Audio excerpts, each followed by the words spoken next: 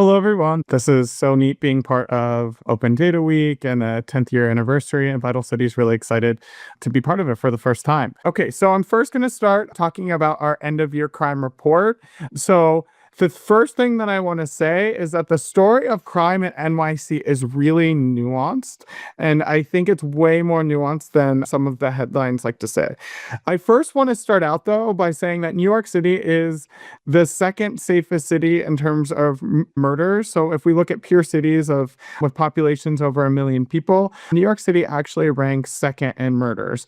So if you're wondering who number one is, that is San Diego, but New York City is number one. And a lot of times I've heard in sessions that we've had that New York City is almost the gold standard for reducing crime for other cities. I won't say which cities in respect to them, but like we do pretty well in crime as much as it comes up, I feel like, in press. New York City is a pretty safe overall. One thing that you might have heard, though, in the last set of headlines is that murders and shootings were at near all-time lows. Shootings were actually at all-time lows. Murder was at near all-time lows. I believe only 2017 and 2018 had a lower number of murders than it did in 2025. And that's really, obviously, incredible news and something that should be celebrated for New York City. However, what I want to point out is that the story of crime in NYC is nuanced, and that there are other types of crimes that we're not doing so great in. So if you look at all major crimes, so that includes murder, rape, felony, assault, robbery, burglary, grand larceny, which is stealing over $1,000 of goods, or grand larceny of a motor vehicle, you'll see that across all of them, comparatively to pre-pandemic in 2019, we're actually up by 27%. So that is obviously driving some of the feelings of like uneasiness of New Yorkers as you walk down the street. Yes, you might be much less likely to end up murdered or shot, but there's these other major crimes that are still much higher. And then some of the major ones that we're going to be looking at are felony assault, because felony assaults are assaults that are either with a weapon, which includes a gun, but it can also include things that people end up in the hospital for because they're pretty severe assaults. I'd also like to point out that the change from 2024 to 2025, we are, for the most part, getting better. You'll see that there was a 2% reduction in all major crimes between 2024 to 2025, that huge reduction in murder from 2024 to 2025. And you will see that there is this increase in rape from 2024 to 2025. But if you follow sort of politics, you'll see that the definition of rape changed in the state of New York in 2024. So it's hard to say whether or not that is a true increase or not. We would expect an increase based off of the new definition. But like I said, felony assaults, though, they have continued to increase, and we will discuss that briefly. So, like I said, New York City is a very safe city in terms of murders, just to put that out there point blank. However, the city's reductions in murders from pre-pandemic to 2025 lags behind the nation in large cities except San Antonio. So there have been a lot of people that are saying, wow, like New York City is like incredible. We have had this huge reduction in murders. It's not, it's actually below the rate for the entire country. So it's not something that New York necessarily can say that they are doing better than anybody else. In fact, if you look at all jurisdictions, this is using the Real Crime Index by Asher, you'll see that we're at a 3.1% reduction from pre-pandemic, while all jurisdictions is a 16.1%. And you can say, okay, we were at really low numbers prior to that, like we have fewer murders than some other places. But then like our peer San Diego, which had even fewer than we did, they're like down 32%. So it's hard to say that is the reason, but it does show that this reduction in murders is really a nationwide experience for the entire country and not something that is necessarily unique to New York. So just that bit of nuance. I'd like to then also say the issue that we're having with felony assaults. So felony assaults increased for the 6th year in a row. This is obviously not good news. They are major crimes. And we'll see that total assaults have also been increasing, especially since the pandemic. However, they did fall about 1.8% in 2025 compared to 2024. But overall, these are types of assaults on New Yorkers that are quite severe, and they are continuing to increase. We don't really know the reason behind this. So that's normally the next question that I'll get. Why are felony assaults increasing so much in New York City? We're currently doing a research project right now, trying to literally look at every data point possible related to felony assaults that we can get our hands on. And we should have some insights within the next month or so. So if you follow us, you might have some information about that in the future. But for right now, we can't really say what is causing this huge increase in felony assaults. The other thing I will say is, although felony assaults have started to increase significantly since the pandemic, they were actually rising since 2008. So this is not a new phenomenon. It's something that has continued since 2008 and has accelerated since the pandemic. So it's not something that's necessarily definitely related to just the pandemic. It's something that was made worse by the pandemic. So this is just another way to say this. So felony assaults made up 9.8% of all felonies in 2006, but it increased to nearly 16% of all felonies by 2025. They've also gone from the 10th most common offense, and this is across all crimes, literally even small crimes, very small crimes. They've gone from the 10th most common offense to the 6th most, and that's quite concerning because now we are at nearly 30,000 felony assaults per year, when in 2008, when they were the lowest, we were at about 17,000 felony assaults. So that's a huge difference. Another thing that people might not get through the big headlines about New York City is that total offenses are also at their highest level in 2 decades. So if you look at all offenses in the data, in the open data, you'll see that the total count of offenses that are occurring in the complaints file is their highest level. And we don't really know if it's more than 2 decades because really we don't have the data going back past 2006. But we do know that they've continued to increase, especially since the pandemic. This includes all different types of things. So things like harassment and petite larceny, misdemeanor assault. Those are the big top 3 in terms of quantity, in terms of crimes, but also vehicle and traffic laws, dangerous drugs. So your next question might be okay, that might be true, but maybe the police are really amping it up and really doing a good job at catching the people who are committing crimes. And maybe this is not a true signal. So one thing that we did is we looked at victim or witness reported offenses compared to those that are sensitive to police enforcement. Some crimes are just unlikely to increase based off of police enforcement. So what I mean by that is that murder is unlikely to increase because there's more police and they're patrolling more. That's unlikely. The same goes for felony assault, for misdemeanor assault, for things getting stolen. So grand larceny, also robberies, which are violent crimes. Those are unlikely to increase because police enforcement is more sensitive. Some crimes are more likely to be increased because of police enforcement. You can think of dangerous drugs, for example. Those are much more likely based off of how patrolling is going. Dangerous weapons, where people are getting checked for weapons when they may enter the subway. One huge one is fare enforcement. So that is going to spike through the roof when enforcement is going on and fall off when there's no enforcement going on. So, but the takeaway here, though, is that it doesn't matter. So whether or not it's police enforcement or victim reported and not police enforcement sensitive, the increase in crimes is real since the pandemic, which really goes back to this kind of sentiment and feeling that New Yorkers have as they walk down the streets, which feels just you're a little more uneasy, at least that's what the surveys say, than when people did in 2019. The next thing I'll talk about briefly is the subway. And I would like to say that the subway is extraordinarily safe, especially compared to other subway systems across the United States. This is on a per ridership basis. We have so many people riding the subway. We're talking counts in the 1 to 2 billion, depending on what year you're at. So there's about 1 major violent crime for every million rides on the subway. And there's about 1 major property crime, which are almost all grand larcenies, 1 major property crime for every million rides. So it's a very rare event for there to be one of these major crimes. It's not saying that some of the other minor crimes aren't as prevalent, but I'm just putting it out there that the major crimes are extremely rare. Vital City has actually run an article before that is estimated that you're probably more likely to be a victim of a crime walking on the streets of New York City and then in the subway. So just to give some basis for um, how we look at crime in the subway. Sorry, Oh, Paul. yeah. Before you get too far ahead, we have two questions. One from Noel about reversion to the mean. What went down was going to come back up. And then if you didn't see, there's another asking you for further clarification on the unlikely to increase due to more police enforcement point. Yeah.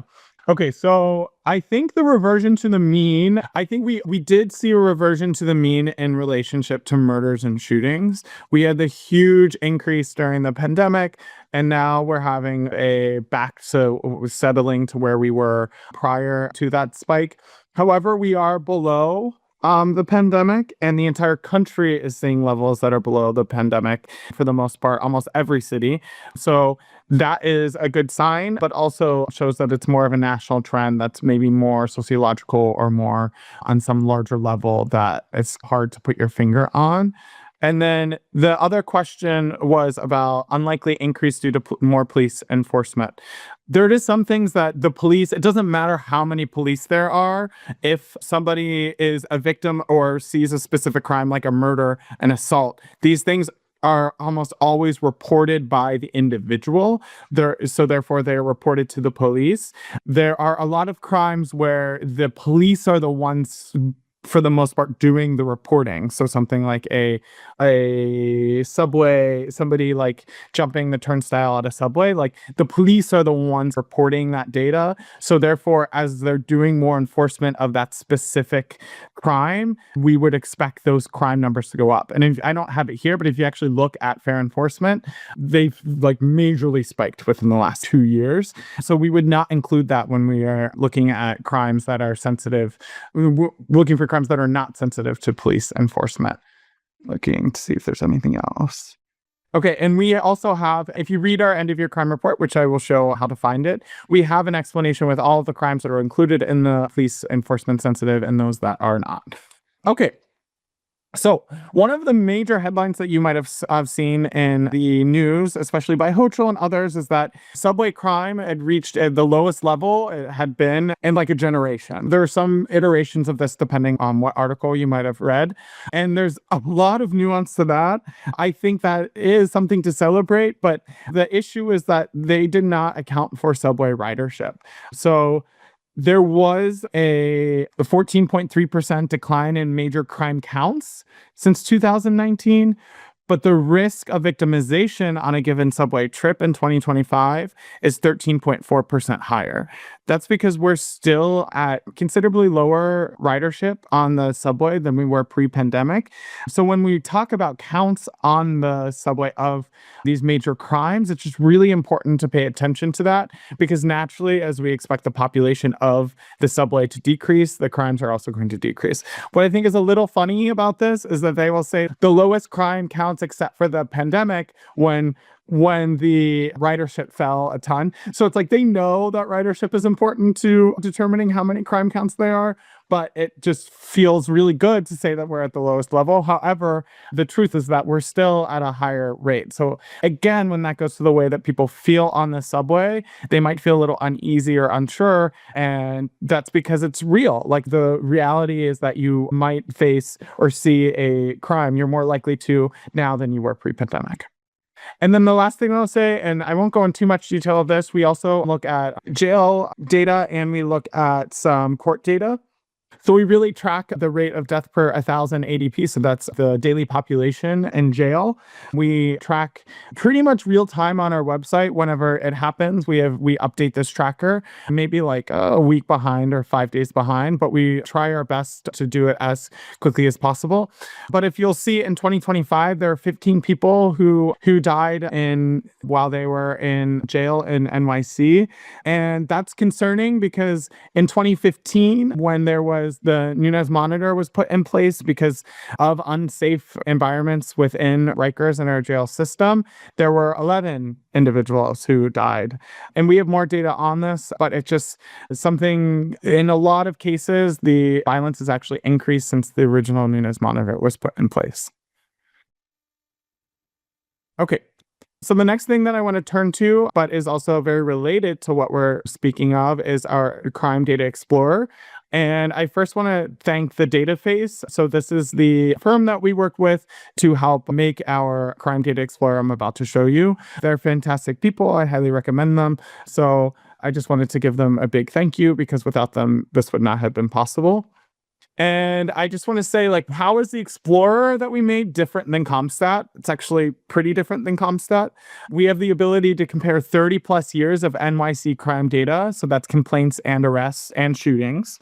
Data is in both rate and count form, allowing for comparisons. We include demographic data, poverty, and racial composition in the Explorer.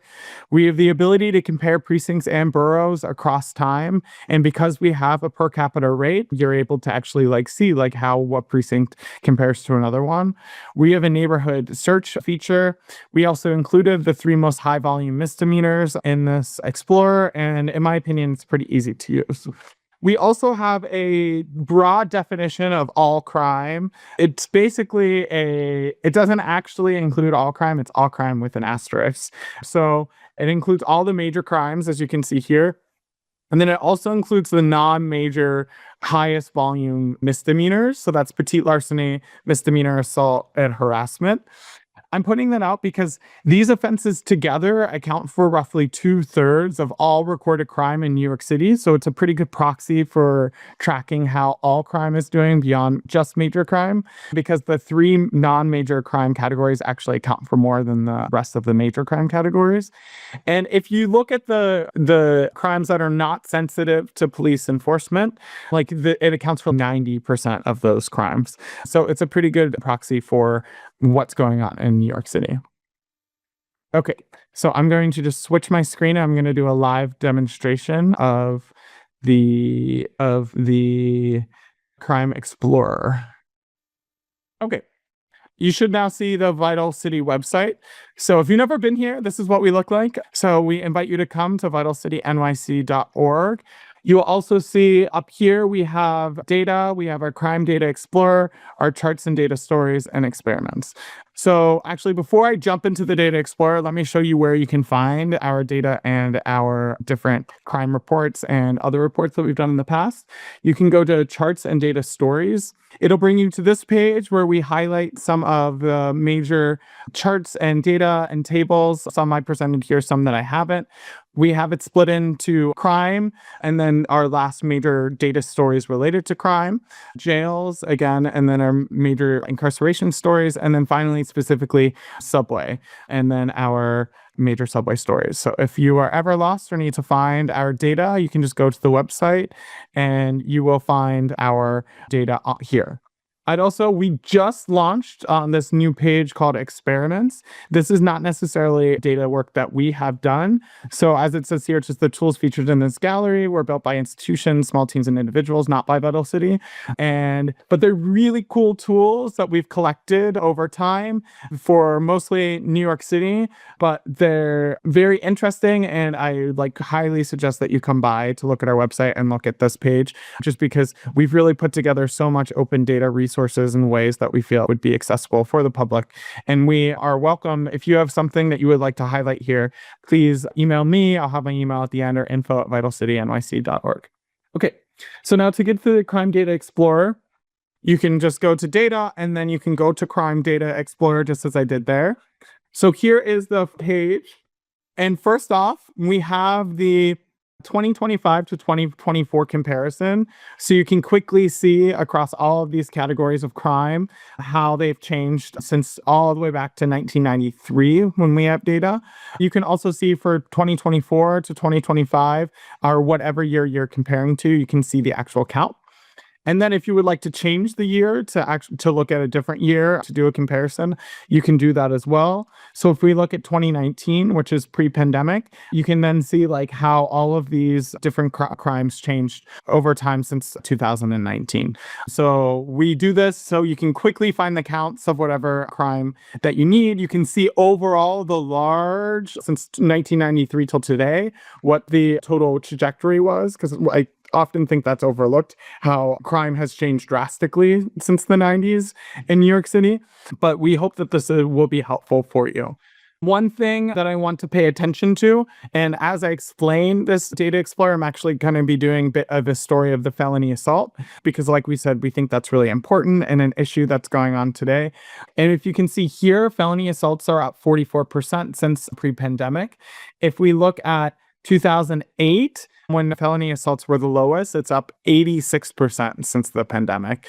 And then if we look, I believe it's even in 1998, which is like arguably a time when crime was not great in New York City, you can see that felony assaults are up 3% since then, when all of the other major crimes you can see are quite down from that point. So there's something unique about felony assaults going on in New York City. So next, we have this map feature. As you can see here, you can toggle between arrests and complaints, and then also by the crime category. So we have the all major crimes, and then violent, property, and then our all crime proxy that I explained earlier. And then you can also look at the individual categories of crime, and it will reflect on the map. So for example, this is felony assault. And we also have a layer of poverty. So you can look at the poverty rate across the city and racial composition. I will say we allow you to download the data. So you're able to at any point download this data with this button and get it. So it's a real time. So it's going to download whatever view that you happen to be on. So just to give you a heads up. And then what else? Also, if you want to show somebody something that you did on this Explorer, you can specifically go and take the URL that you created up here and give them that specific URL, and it'll produce the same visualization that you just made. So if you wanted to share something that you found, you can do it in that way. Okay, so we also have a ability to look at counts if you prefer that, compared to per capita rates across the precincts. And then you're also able to look how certain precincts or places changed since a certain year. So if we look back to 2019, this is felony assault. You can look to see where felony assaults have increased compared to where they've decreased. So if I were to hover over on one of these places, right now I'm in the 10th precinct, you'll see that there's been a 44% increase in the rate of felony assaults in the 10th precinct since 2019. That's above the whole Manhattan change of 34.4%. And so we're really trying to give you as much information and ability to do more with smaller units, and compared to the entire city or the entire borough, we really want you to be able to look at the neighborhood level. We also then have the ability to highlight, for example, the 10 most, let me reset this, the 10 most impoverished precincts, specifically because there's places that have had disinvestment and structural racism over the years, obviously have had higher rates of crime due to that disinvestment. So for example, if you were to look at shooting incidents and then you highlight the 10 most impoverished precincts, you can see that they're pretty lined up. So just to highlight that. The same goes for felony assaults, which we are continuing with here. Finally, we also have a search feature, so where you're able to go and search for whatever neighborhood that you live in. So you can search by the name of your neighborhood, or you can search by the precinct of the neighborhood.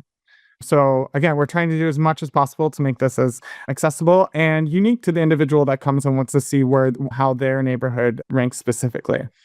Then as you go down, you'll see that we have a line chart to look more in depth over time.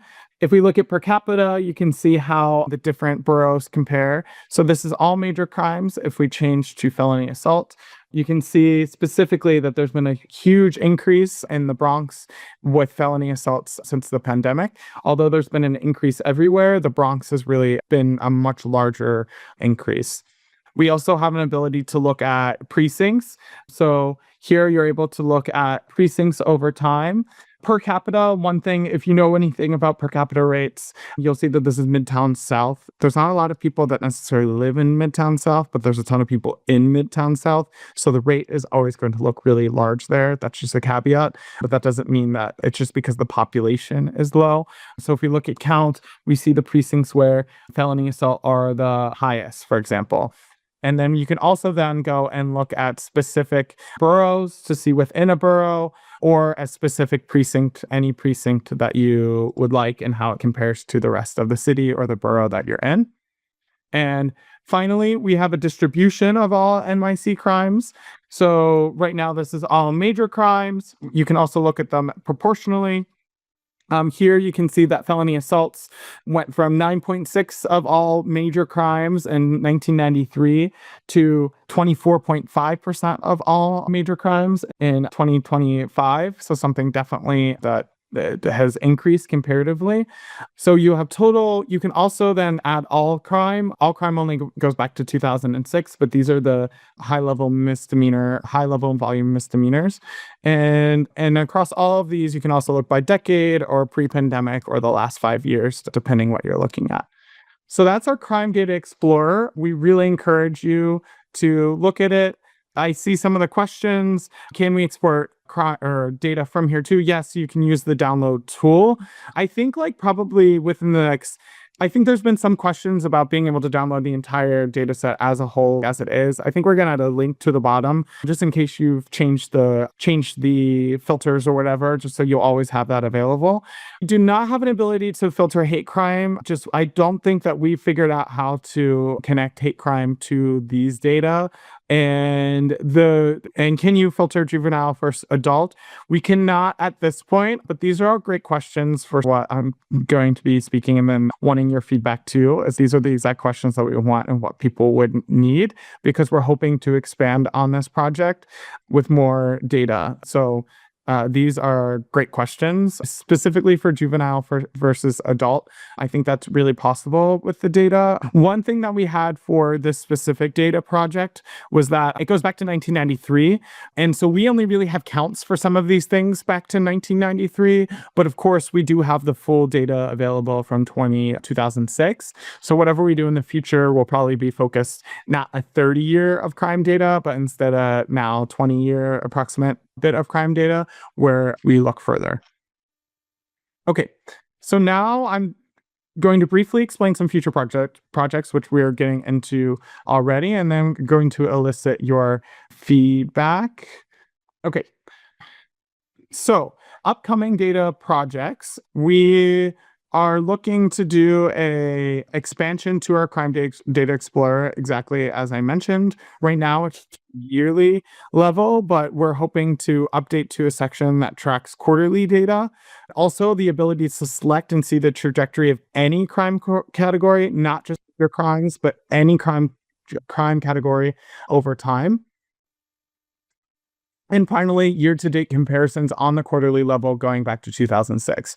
I think that this is way to also, we could add juvenile versus adult crime. I think that's totally possible. I think it could be done with a toggle. The other thing that we want to do to expand out this Crime Data Explorer is to include basically an ability to toggle between street crime and transit crime. And we could also maybe do that for housing too. So be able to look back to 2006 and look forward to see how transit crime has really changed over time. So that's something that we're hoping to expand on, but we might need the money for. So if anybody wants to fund us for these projects, we would love it.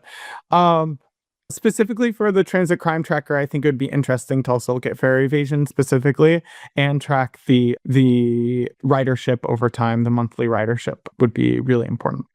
But one of our huge projects that we want to look at is a 311 disorder tracker. We've done a lot of work in the past with 311 data. As you can see here, you can see the distribution of 311 calls among city agencies, specifically how blue is the NYPD and how the NYPD is now responsible for considerably, probably the majority now of 311 calls, which was not the case back in 2010. We also have grouped 311 calls over time into these larger major categories. It's actually very hard. The 311 data is hard because the descriptions of certain categories change over time. And so as they change, it makes it hard to say whether or not something increases or not. And on top of that, 311 calls are always increasing just as people use 311 more. So that doesn't necessarily mean that more disorder is occurring, but rather more people are using the tool. So it's something that we need to consider. But for our 311 data, for our 311 disorder tracker, we would really want a unified source for tracking real time. So this would be something that would update like every day or every other day of 311 complaints and disorder. with clean categories, digestible categories, and an overall disorder tracker, taking into account the few things that I said earlier, the ability to see which agency it was assigned to, track if the complaint was marked as resolved, and then map complaints across the city, including tracked line charts over time. We really think that this would be useful and empowering to citizens to know if their 311 complaints are actually leading to action. We do know that just because the complaint was marked as resolved does not mean that it's actually resolved. We're very well aware of that, but it's still at least a step forward. It would be also useful to police, politicians, city government, and journalists to understand where disorder is occurring in the city and where it's not being resolved. There are some 311, like we have on our website a 311 sort of wrapped dashboard, but that is not real time. It's not like every day updating and giving things where a citizen can go and say, I called 311, let me go see if it ended up in the data and it's actually there. And we think that would be really powerful for people. So at this point, I'm at the questions, suggestions, and feedback portion. Just general questions about Vital City, questions related to the end of year crime report, feedback for our Crime Explorer, which I've seen some already, suggestions for data projects the Vital City can bring to light, and input on the data projects already presented. And I also have my email there. So thank you for listening to me talk for so long. Excited to be sharing some of the work that we've been doing together with the solid waste advisory boards for Brooklyn and Manhattan to track trash here in the city using open data. So I'm going to start by presenting this vision of New York City with this photo overlooking Central Park. It's green, it's luscious, it's clean. Unfortunately, it's all too distant from our reality on the ground sometimes. We're walking around, we see trash bags on our corners and our curbs, rodents surrounding those bags, sometimes as a result of what is in them. And more recently, in January and February, with the snowstorms when trash collection was interrupted, I think this became a stark reminder for many of us in New York how important it is for us to be thinking about our waste ecosystem.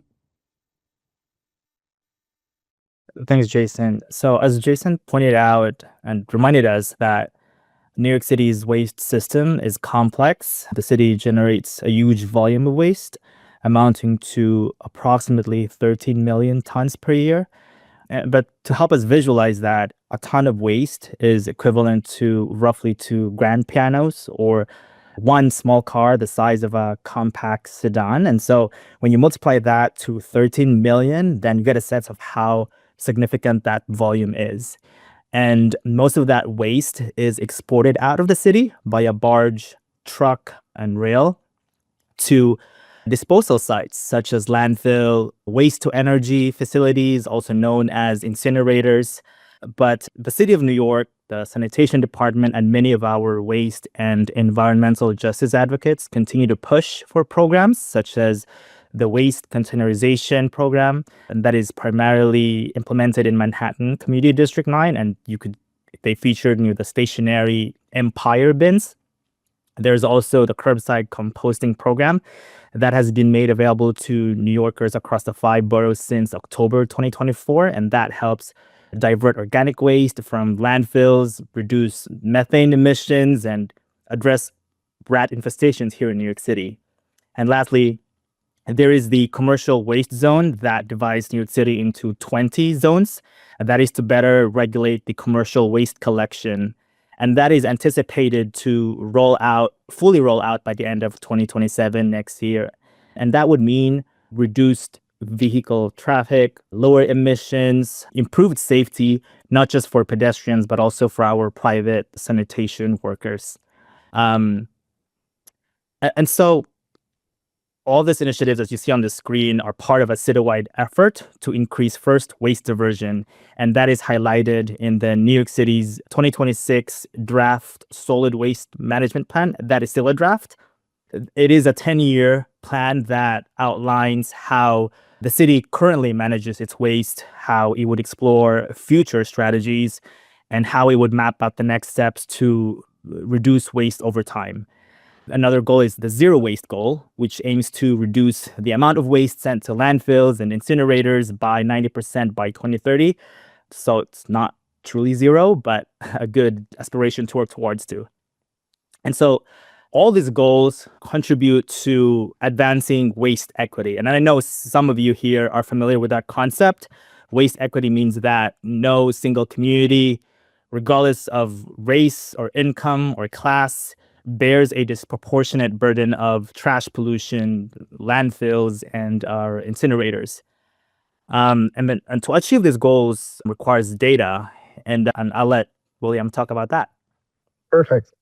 So, as we just showed us on that last page, New York City has some ambitious and importantly quantitative goals.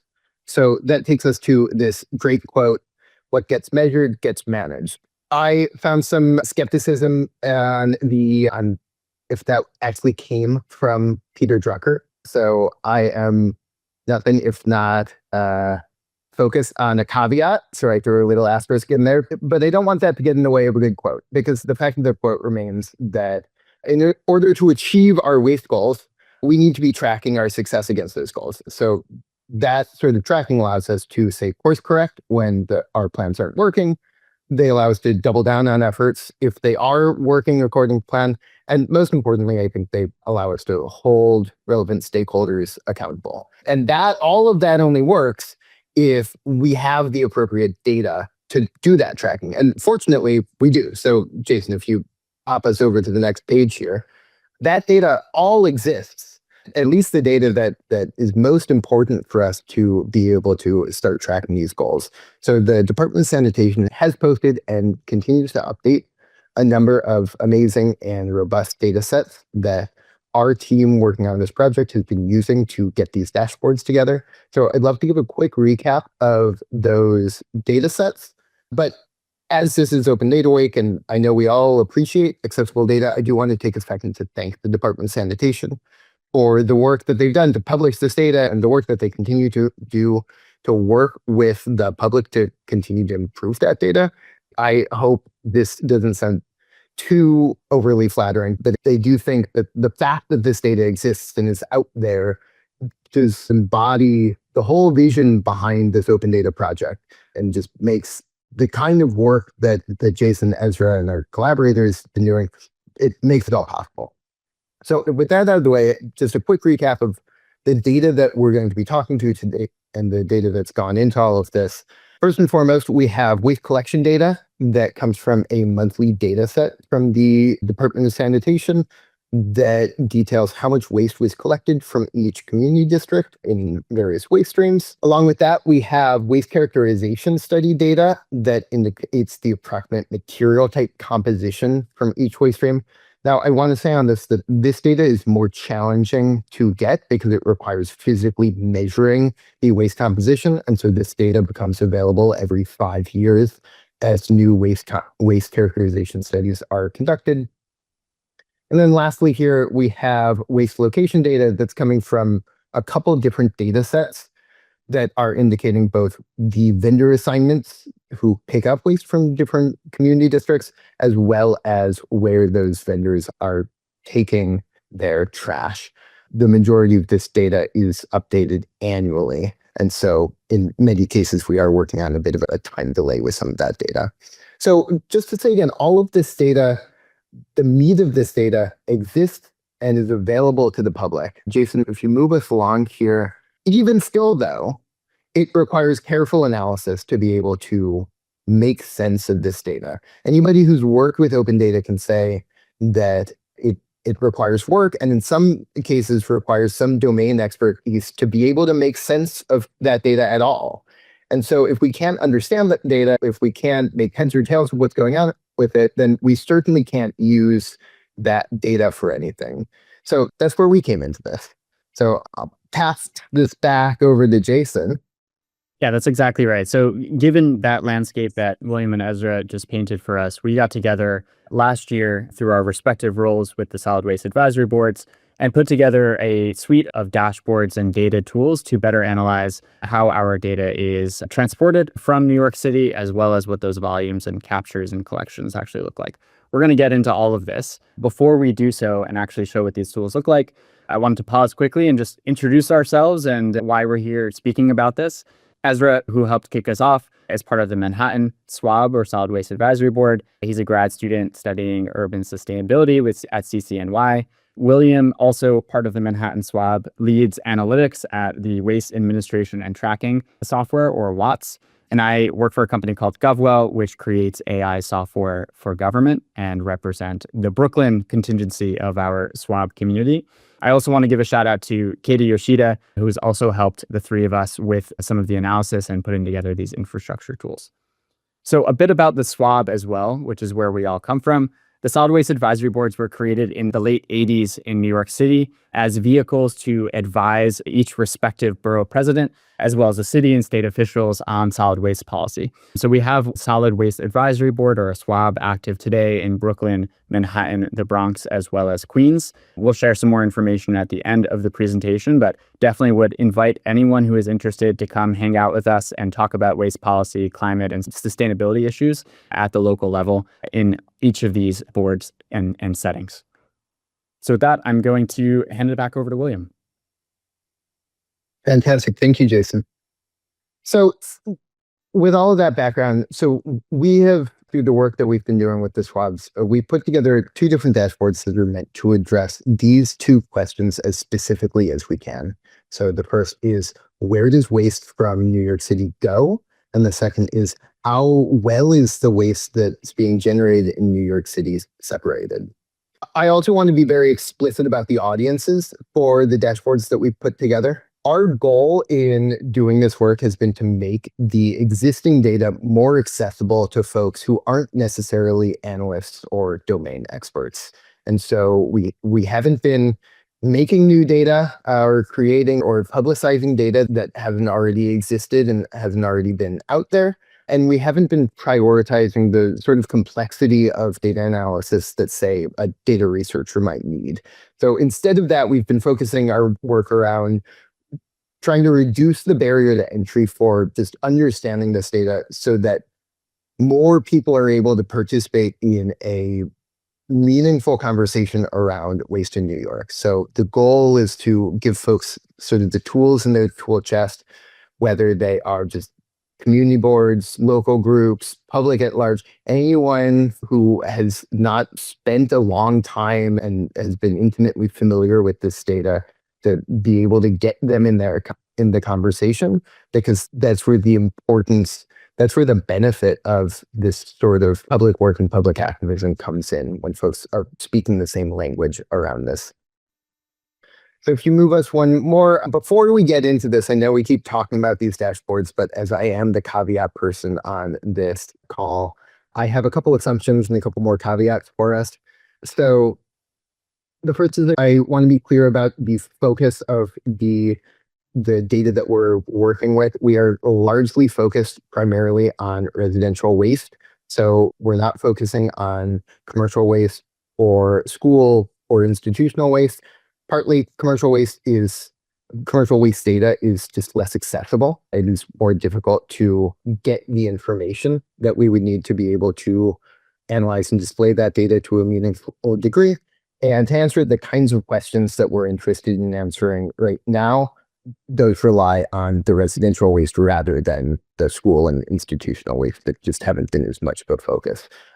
One other small caveat that we don't need to go too far into right now, that in some cases with the data sets we're working with, it is difficult to disaggregate the data between the residential waste and institutional waste. And so there are a couple caveats of the exactness of the, say, capture rate and diversion rate when we are trying to pare down to just residential waste.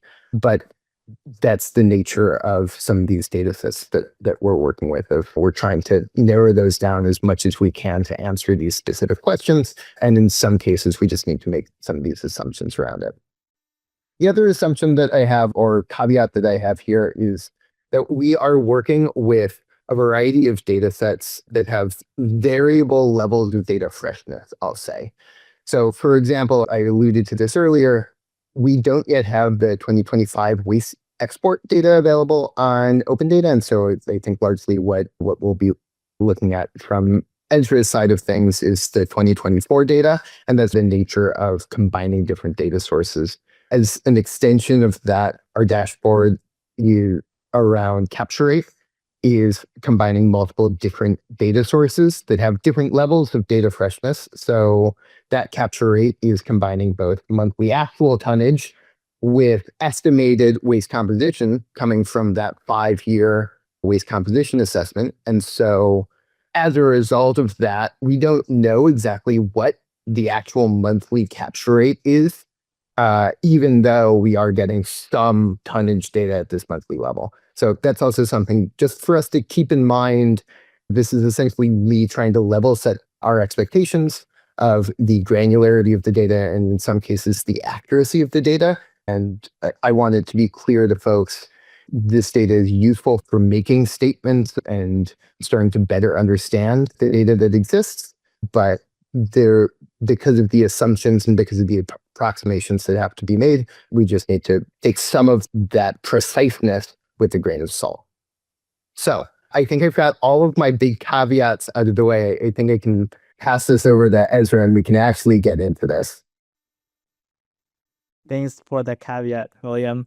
So where does the New York City trash go? The dashboard that I'm about to share is an extension of the work done by Samantha McBride of Cutie's Baruch College, of Andrew Go, Jane Wu, and Shen Jin.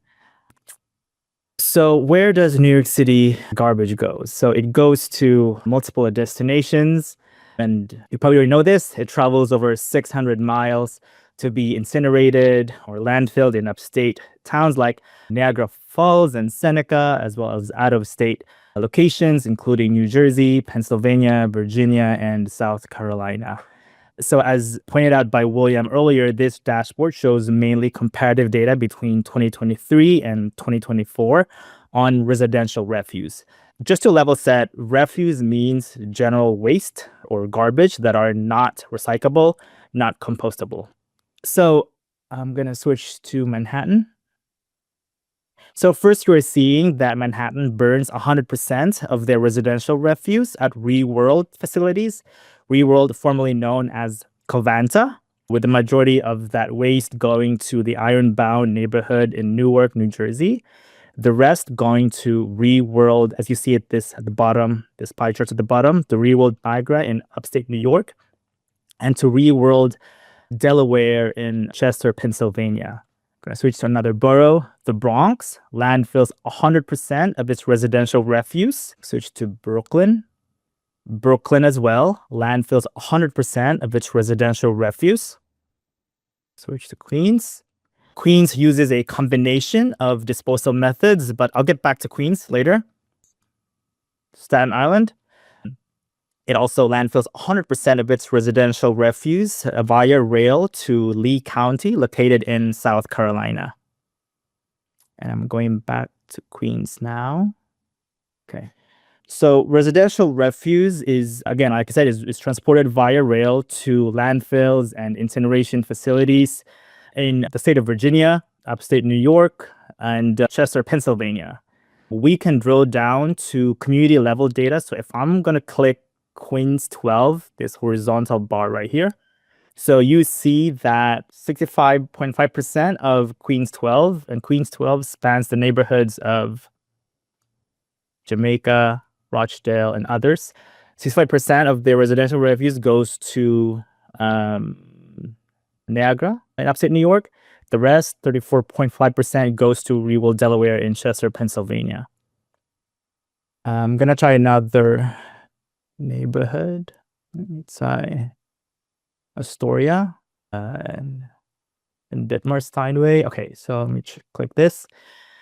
So you see that 100% of Astoria and Ditmar Steinway neighborhoods residential refuse are landfilled, and they go to multiple landfills: High Acres, Amelia Maplewood, and Atlantic Waste Waverly. These are landfills located in the state of Virginia and in Seneca, upstate New York.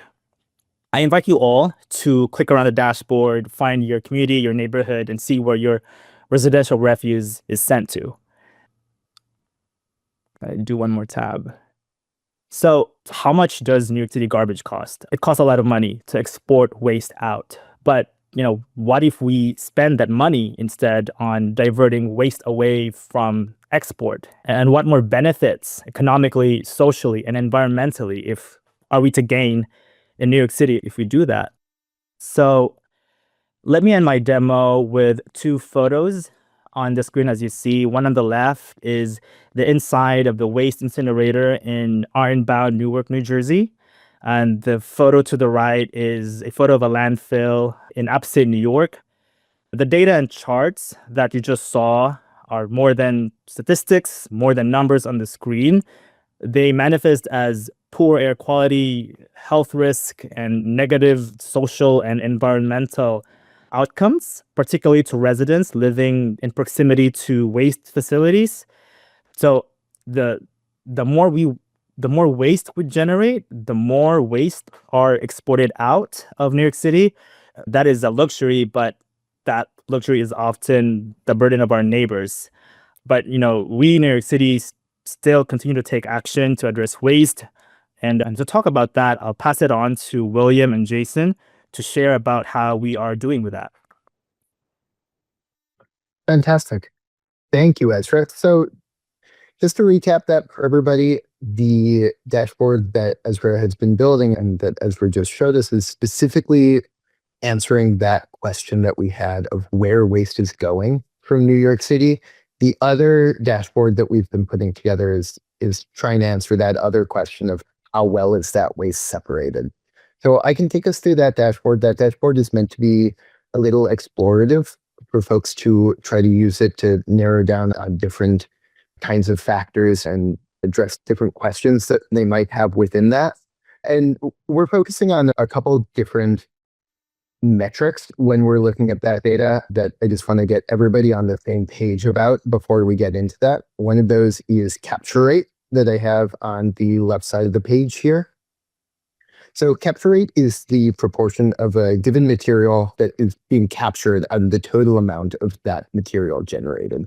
So I think this is clearest through an example. So let's say you have an organics capture rate of 5%. That means that 5% of all of the compostable materials that were generated are being properly sorted and separated into an organic stream. Capture rate is a very good indicator. It really gets to the question of behavior. How are people doing? What streams are people actually sorting their waste into? The other metric that we're largely looking at here is diversion rate. And diversion is the proportion of waste that was diverted from a landfill or an incinerator. So for another example of this, let's say we have a 20% diversion rate. That means that 20% of all of the waste that was generated was either recycled, composted, anaerobically digested, donated, or otherwise diverted from a landfill or an incinerator. And so largely those are the two metrics that we are focused on here, in addition to just the total tonnage of different waste streams that are being generated.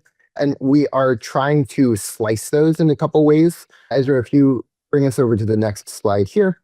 Perfect. So we're trying to address those metrics both across spatial dimensions, like boroughs and community districts, as well as across time.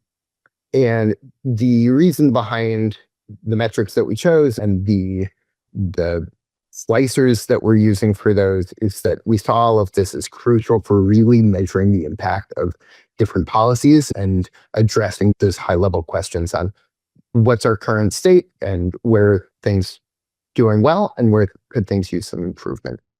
So with all of that said, I think I'm going to steal the screen from you, Ezra, and I can start sharing. Let us get onto this dashboard. Share. Okay.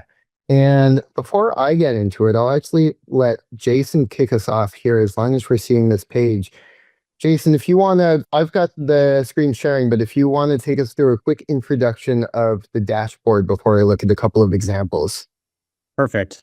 I'll just paint the picture for what we're looking on the screen. And as William indicated, we'll go through some specifics after that. But the way that we've broken this out is across a number of different waste streams, starting here with organics.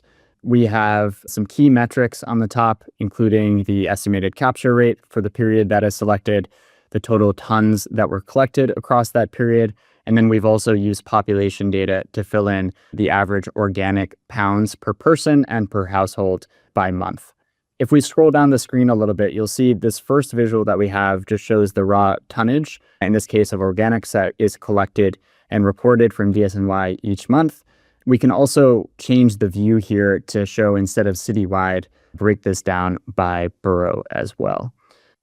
So thank you, Jason, for bringing us back into the deck here. We are constantly making improvements to this dashboard. I think I've already seen some great feedback from folks in the chat, and I wanted to give a quick overview of some of the additional work that we've been doing on these and some of the additional work that we would love to be able to do on these. And the first of those is layering on some 311 data. 311 reports are robust, to say the least. There's a lot of data available within the Open Data portal on all sorts of different 311 reports to different agencies. And so we've been working to start to layer on some of that data right now, specifically focusing on rodent sightings. We have a hypothesis going into this that as we increase organics separation, we would decrease rodent sightings for many reasons around the benefits of organics that we don't necessarily need to get into right now. But, that's just a hypothesis. And we would love to be able to see how these different dimensions compare to each other on a dashboard. One of the other pieces that we would love to start working on is around school data, institutional data, and commercial data. As I mentioned earlier, commercial data is more difficult to get at the granularity and the time frame and the scale that we would need. And so we do have some limitations on getting access to that data in order for us to be able to start to present it here. But school data and institutional data generally exists within the data sets that we're looking at. And so one of the next pieces that our group has been talking about here is starting to layer on those additional sources of waste, again, to find opportunities and different generators of that waste, another slicer to be able to look at where policies are working, where policies aren't working, where there are opportunities to narrow in. And so those are just a couple of the specific initiatives that we've been talking about and that we've been working towards. But I'd love to kick this back over to Jason to hit us home here. Yeah, thanks, William. So these are the next steps for us. Before we go to Q&A, would love to share 2 potential next steps for anyone listening and who has joined us up until the 11th hour here. 2 specific things. So one, you can either go to the website or scan our QR code. If you haven't already visited our website, tracknyctrash.com, that's where you can sign up we send out monthly updates on some of the trends that we're seeing, much like William just shared in a little detail. As that data becomes available every month, we share out a quick little report with insights. So welcome folks to check that out. And second is to join us at our local solid waste advisory boards. We've put the links for all 4 of the active swaps here. And this QR code also sends you over to a site where you can sign up for the newsletters for any of these organizations. We're always looking for new voices, new community members. So encourage everyone to be involved that way.